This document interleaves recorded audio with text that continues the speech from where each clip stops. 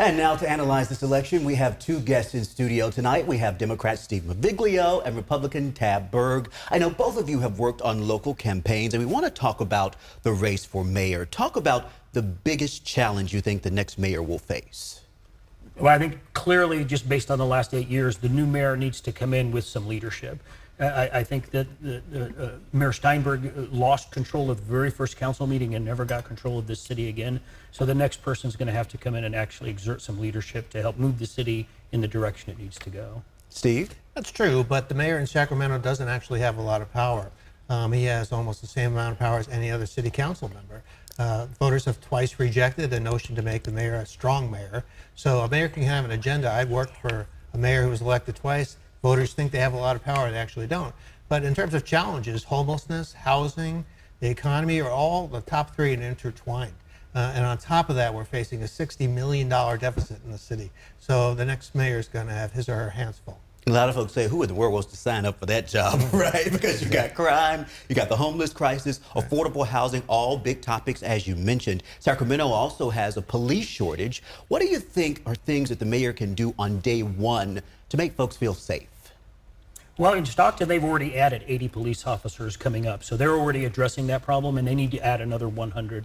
And the different mayors have different solutions, but they can move some of the Measure A money that was already allocated for police to actually hiring cops in Stockton. Sacramento has a different problem because they're going to face a huge deficit. So they're going to really have to decide what they want to prioritize their spending on, keeping people safe or running some of these programs that really don't apply to most citizens. Steve, things they can do on day one. Yeah, well, you know, when you have a $60 million budget deficit, that's the first thing you need to do. You got to make that balance out. And it's going to be very difficult. The politicians hate saying no to constituencies, particularly when it comes to public safety. I think the city council mayor really have to figure out what their core focus is going to be and not fund all these other peripheral programs, because it's going to be a challenge balancing that budget.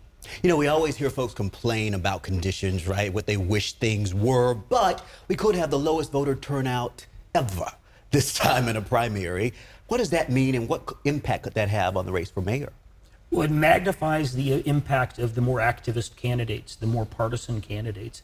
Because there are fewer voters, it's those activated voters who are going to be the ones showing up and deciding the outcome of the election. And so you might not get a candidate who represents really the mainstream of Sacramento voters. It's going to be somebody who maybe represents more of one side or the other. Yeah, this is going to go into November because of the low turnout. There's 4 candidates. They're all Democrats. There's different shades of blue. We have somebody who's a socialist. We have somebody who's tough on crime within that sphere. So it'll be very interesting to see which way voters go tonight. There are actually 6 candidates, and the question is, have they done enough to kind of stand out, right? I mean, when you think about there hasn't been a lot of polling, it's not really clear in this case. Do you think they've done enough to make their voice heard?